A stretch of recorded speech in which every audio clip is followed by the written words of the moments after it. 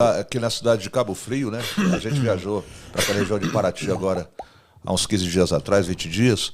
E ele me contando que na cidade dele, ele está morando agora em Cabo Frio, o Anjo. E ele falando que lá tem uma igreja muito bonita.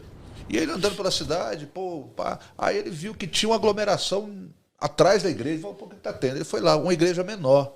E aí ele pegou, foi, e um amigo dele é historiador, mano, aquela igreja ali era a igreja dos pretos. Aquela menorzinha era dos pretos, a igreja dos brancos era na frente.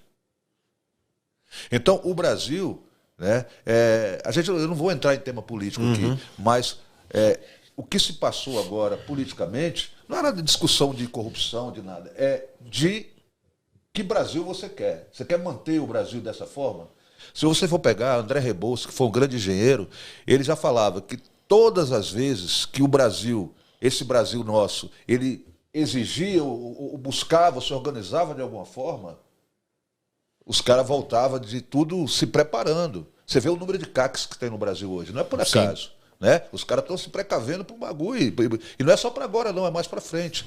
A abolição da escravatura, ela ocorre um ano antes da proclamação da República. Não por acaso. Não por acaso. Porque a aristocracia rural, que hoje é quem está na política comandando, que é o que a gente chama do coronelado desse povo, eles se sentiram ameaçados porque eles não entendiam um Brasil em que tivesse uma reforma agrária, que tivesse um trabalho assalariado e, principalmente, como eu falei, uma reforma agrária. Então, para não ter uma reforma agrária na Constituição, eles proclamaram, eles aboliram a escravatura antes. E quando se precisa de mão de obra, a nossa mão de obra, porque nosso país é o último a abolir a escravatura no mundo, no planeta, o que acontece? Nós temos 100 anos, mais de 100 anos da Revolução Francesa, né, da Revolução Industrial, nós temos 100 anos de pessoas que trabalhavam com essas máquinas, que tinham um processo, e o Brasil tem uma mão de obra que não conhece nada, que é quando se começa um processo de quê?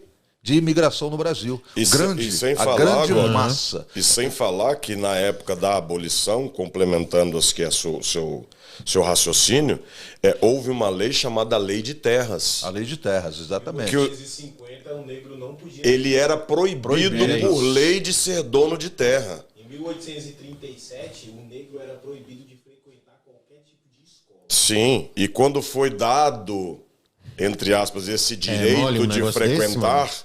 Era à noite, lá na estrebaria, com lamparina. Lógico que você não vai ter o mesmo desenvolvimento de quem está estudando de dia, de quem lê tudo, de quem não teve que trabalhar o dia inteiro igual um louco, ainda vai estudar com a vela, com a lamparina. Se mantém isso até hoje, a briga é a mesma, mano. Só para fechar, gente, a Lei Eusébio de Queiroz de 1850, ele proibiu o tráfico negreiro, que já desde 1700 e pouco era abolido. Todos, né?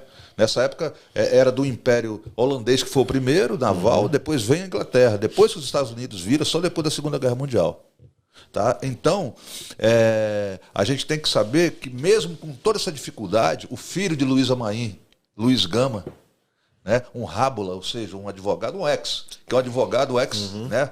Ele ama a advocacia, o direito, e ele conseguiu libertar mais de 250 escravizados, porque ele conhecia dentro da lei que não poderia ter mais filhos nascidos no Brasil, através da lei do ventre livre e do tráfico, que aboliu o tráfico negreiro, e conseguiu libertar. Então, existia uma pulsação, é como se fosse um movimento hip-hop naquele tempo, sabe, já trabalhando. Então, o movimento hip-hop ele não nasce em 1971, na sua essência, da sua vivência, né? Então, nós temos os anos dos direitos civis dos anos 60. E quando a gente fala do Código Penal, o Código Penal ele nasce em 1940, então durante uma ditadura civil de Getúlio Vargas. Tá? Então, é tudo, mano, tudo muito, muito complicado. Né? É a época de guerra mundial. E, pô, muito louco quando a gente começa a ver das coisas o que acontece. O Brasil nasce, né? O primeiro presidente do Brasil foi um militar, pô. Então o Brasil já segue essa saga, né? Marechal Deodoro da Fonseca, depois veio Floriano Peixoto. E aquela ideia também, né, Gog, a síndrome do complexo do vira-lata, né? Que muitos têm, de querer imitar os outros países e ser igual aos outros, né? Vamos imitar os Estados Unidos e vamos ser igual aos Estados Unidos, vamos ser estadunidense, mas só imita as merda. as coisas legais, as coisas bacanas. Porque, pô, tem países que tem coisas legais e bacanas que a gente deve imitar e trazer pra nós. Salve, salve, Rap Mania! Salve, família, bora, bora! Gostou desse vídeo aqui? Gostou desse corte? Eu preciso que você inscreva-se no novo canal Rap Total isso. Podcast. O link tá aqui na descrição desse Corre, vídeo. faz teu corre, corre mano. lá, Faz teu inscreva-se, corre. ativa o sininho, meu irmão. Faz teu corre, doido! Bora, Rap bora, Total família! Podcast. Paz!